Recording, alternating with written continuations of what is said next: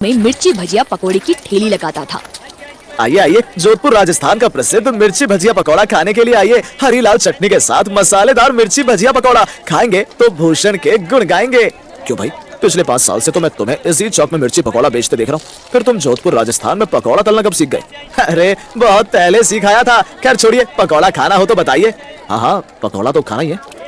भूषण एक लालची पकौड़ा वाला था। वो हमेशा ज्यादा कमाई के चक्कर में रहता था और बहुत जल्दी अमीर बनना चाहता था। ग्राहकों का क्या है, बस खाने में मजा आना चाहिए। चीज असली है या नकली कौन देखता है, स्वाद बैठ गया तो समझो चीज असली है। भूषण के इसी लालच को उसकी घरवाली श्यामा बखूबी समझती थी और उसे ये सब बिल्कुल भी अच्छा नहीं लगता था। इसलिए एक दिन श्यामा भूषण को समझाते हुए बोली, आप ज्यादा कमाई के चक्कर में ग्राहकों को मिलावटी और घटिया चीजें क्यों खिलाते हो जी? तू चुप कर पगली, मैं जो करता हूँ सही करता हूँ। मुझे बहुत जल्दी अमीर बनना है। वैसे भी यहाँ दूध का धुला है कौन, सभी तो उल्टे सीधे काम करके पैसा कमा रहे। भूषण में एक खास बात और भी थी। वो लालची होने के साथ साथ चालाक भी बहुत था। वो ग्राहक देखकर काम करता था।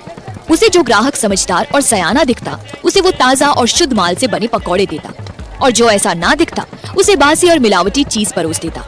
एक दिन नैना नाम की एक लड़की उसकी ठेली पर आई। सुनो भाई, बहुत भूख लगी है और मिर्ची पकौड़ा खाने का मन भी हो रहा है, इसलिए जल्दी से कुछ मिर्ची पकौड़े दे दो। ये कहकर भूषण ने नैना को पकौड़े दे दिए और उसके पकौड़े खाकर वो उसकी तारीफ करते हुए बोली, वाह, मिर्ची पकौड़ा तो बहुत ही जायकेदार बनाया है आपने, खाकर मजा आ गया। आपकी बड़ी मेहरबानी मैडम, आपको मुझ गरीब का मिर्ची भजिया पकौड़ा पसंद आया। कभी कभी आते रहा करो। हाँ, क्यों नहीं। उस दिन के बाद नैना अक्सर भूषण के ठेले पर मिर्ची पकौड़ा खाने आ जाती और जब भी वो आती भूषण बड़ी साफ सफाई से उसके लिए प्लेट लगाता। वो नैना को ताजा और शुद्ध माल से बने पकौड़े और चटनी परोसता। जब नैना पकौड़े खा रही होती वो मन ही मन सोचता, मैडम की जान पहचान तो बड़े बड़े लोगों में होगी। अगर ये कुछ अमीर लोगों को मेरी मिर्ची भजिया का प्रचार कर दे तो मेरी आमदनी बढ़ सकती है। यही सोचकर एक दिन भूषण नैना से कहता है, अरे नैना मैडम, मुझे आपसे थोड़ी मदद की जरूरत है। अगर आप मेरी ये मदद कर देंगी तो आपकी बड़ी मेहरबानी होगी। हाँ, बताइए, मैं आपकी क्या मदद कर सकती हूँ? अगर आप अपनी पहचान वालों में मेरे मिर्ची पकौड़ा का थोड़ा प्रचार कर देंगी तो मुझे कुछ अमीर ग्राहक मिल जाएंगे। मुझ गरीब की थोड़ी अच्छी कमाई हो जाएगी बस। नैना को भूषण के मिर्ची पकौड़े बहुत पसंद आते हैं, इसीलिए उसने भूषण की मदद करने की हाँ कर दी। फिर कुछ दिन बाद गणेश नाम का आदमी भूषण के पास आता है। भाई, तुम्हारा नाम भूषण है ना? हाँ सेठ, मेरा नाम भूषण है। भाई, मुझे नैना बेटी ने भेजा है। वो तुम्हारे मिर्ची पकौड़ा की बड़ी तारीफ कर रही थी। रविवार को मेरी बेटी की शादी है और मैं चाहता हूँ कि उसमें तुम अपना मिर्ची पकौड़ा का स्टॉल लगाओ। ये लो अपना एडवांस और मेरा एड्रेस। ये सुनकर भूषण की खुशी का ठिकाना नहीं रहता। उसकी आंखों में चमक आ जाती है और वो मोटा पैसा कमाने की सोचने लगता है। इससे तो मैं मोटी कमाई कर लूंगा। सस्ते माल से पकौड़े बनाऊंगा तो 10 से ऊपर की कमाई तो हो ही जाएगी। यही सोचकर भूषण ने शादी में स्टॉल लगाया और पकौड़े बनाने के लिए घटिया बेसन, मिलावटी तेल और मसालों का जमकर इस्तेमाल किया। साथ ही कई दिनों के बासी पकौड़े भी लोगों को खिलाने से बाज ना आया। उसके पकौड़े खाकर कुछ लोग बीमार पड़ गए तो गणेश को उस पर शक हुआ।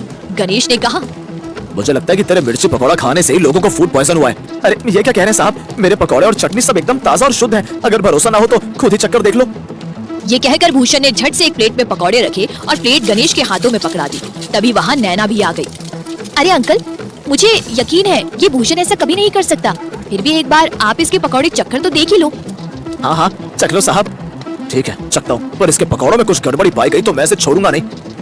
यहाँ भी भूषण की चालाकी काम कर गई। उसने बड़ी चालाकी से नकली पकौड़े छिपा लिए और असली वो ताजा पकौड़े गणेश की प्लेट में रख दिए। इसलिए वो गणेश की पकड़ में ना आया और उससे अच्छे पैसे ऐंठने में सफल हुआ। मुझे तो पैसे चाहिए, बस पैसे। मेरे नकली पकौड़े खाकर कोई बीमार पड़े या मरे, मुझे क्या। कुछ दिन बीते। एक रोज गणेश की ठेली पर एक बूढ़ी औरत मिर्ची पकौड़ा खाने के लिए आई। बुढ़िया कपड़ों से तो बहुत गरीब लग रही थी, मगर गले में सोने का बहुत ही सुंदर हार पहने हुई थी। बुढ़िया भूषण से बोली, बेटा, मिर्ची पकौड़े खाने का बड़ा मन कर रहा है, खिला दोगे क्या? पर मेरे पास तुम्हें देने के लिए कोई पैसा नहीं है। गरीब बुढ़िया के गले में सोने का कीमती हार देखकर भूषण सिर से पैर तक लालच में डूब गया और सोचने लगा, ये सोने का हार कई लाख का तो होगा ही। अगर ये मुझे मिल जाए तो क्या मजा ही नहीं आ जाए। यही सोचकर भूषण उस बुढ़िया से कहता है, पकौड़े तो मैं आपको बिल्कुल फ्री में खिला दूंगा और वो भी गर्मा गर्म, शुद्ध और ताजा। पर एक बात बोलूं, आपके गले का ये हार बड़ा सुंदर है, सोने का है क्या? अरे बेटा, मुझे बुढ़िया के लिए क्या सोना क्या चांदी, मेरे पास तो ऐसे बहुत सारे हार हैं। तुझे चाहिए तो ले, इसे तू रख ले। ये कहकर बुढ़िया ने अपने गले से हार उतारकर भूषण को दे दिया और फिर जैसे ही हार उसके हाथों में आया उसका लालच और बढ़ गया। उसने लगभग उछलते हुए कहा, अरे दादी माँ, तुम्हें मेरे मिर्ची पकौड़े इतने ही अच्छे लगते हैं तो जब तुम्हारा मन करे खाने आ जाया करो, पर ऐसा एक हार तो मेरे लिए जरूर लेती आना। ये कहकर भूषण ने बुढ़िया को प्लेट भरकर मिर्ची पकौड़े दिए और बुढ़िया ने चटखारे ले लेकर पकौड़े खाए। तू मिर्ची पकौड़े तो बड़े ही स्वादिष्ट बनाता है बेटा, सच कहूँ तो बार बार खाने को मन करता है। तो रोज आकर खाया करो ना दादी अम्मा, मना कौन करता है, पर सोने का एक हार जरूर ले आया करो, क्योंकि तुम्हारे पास तो ऐसे बहुत हार हैं। हाँ वो तो है बेटा। भूषण पैसे के पीछे तो पागल था ही, अब सोने के पीछे पागल हो गया। उसने लालच के कारण एक बार भी ये नहीं सोचा कि आखिर कुछ पकौड़ों के बदले कोई सोने का कीमती हार कैसे दे सकता है। उस दिन के बाद बुढ़िया इसी तरह उसके पास पकौड़े खाने आती और उसे सोने का एक हार दी जाती। इससे भूषण का लालच बढ़ता गया और वो सोचने लगा, मैं कितना मूर्ख हूँ, खामखा इस बुढ़िया को पकौड़े खिलाकर अपना नुकसान कर रहा हूँ। इससे अच्छा तो ये है कि मैं इसके ठिकाने पर जाकर इसके सारे हार चुरा लाऊं, फिर तो मालामाल हो जाऊंगा मैं। यही सोचकर भूषण ने एक दिन छिपकर बुढ़िया का पीछा किया। बुढ़िया जंगल में एक झोपड़ी में रहती थी। जंगल में अकेली और सुनसान झोपड़ी देखकर लालची भूषण भूला नहीं समाता। अरे ये तो बड़े मजे वाली बात हुई, सोना देने वाली झोपड़ी जंगल में और वो भी अकेली। अब तो मैं आसानी से सारा सोना चुरा लूंगा। कुछ समय बीता और एक दिन लालची मिर्ची पकौड़े वाला भूषण मौका देखकर बुढ़िया की झोपड़ी में जा घुसा। झोपड़ी के एक कोने में छोटा सा संदूक रखा था। भूषण ने जैसे ही संदूक खोला, उसकी आंखें चुंधिया गई। संदूक सचमुच सोने के चमचमाते हारों से भरी हुई थी। सोने के ढेर सारे हार देखकर भूषण पागल सा हो गया और जल्दी जल्दी हार उठाकर अपने गले में पहनने लगा। हाँ, सोना ही सोना, अब तो मैं अमीर बन गया। गरीब मिर्ची पकौड़े वाला अमीर बन गया। भूषण ये कह ही रहा था कि तभी अचानक ही सोने के सब हार काले नाग बन जाते हैं। अरे ये क्या, ये सारे हार अचानक नाग कैसे बन गए? ओह ओह, अरे अरे कोई बचाओ, कोई बचाओ। भूषण चीखते हुए नागों को अपने गले से उतार उतार कर फेंकने लगा और तभी वहाँ बुढ़िया आ गई। बुढ़िया जोर जोर से हंसने लगी और हंसते हंसते एक अप्सरा में बदल गई। लालच का यही फल होता है, चालाक पकोड़े वाले। तू पैसे के लालच में लोगों को नकली और मिलावटी पकोड़े बेचकर बीमार करता है।